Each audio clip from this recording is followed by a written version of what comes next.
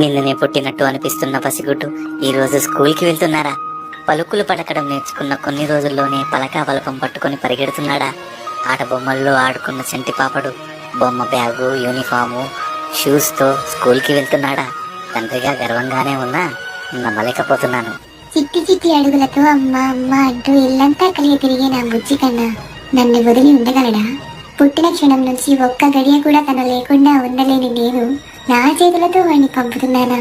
చిన్న ఏడుపుకే తల్లడిల్లిపోయి పరిగెత్తుకుంటూ వచ్చే ఈ తల్లి మనసు వాడిని ఒక కొత్త చోట్ల వదిలి వెళ్ళగలదా? వాడికి మొదటి రోజు స్కూల్ అయితే నాకు మొదటి రోజే పరీక్ష మొదలైంది.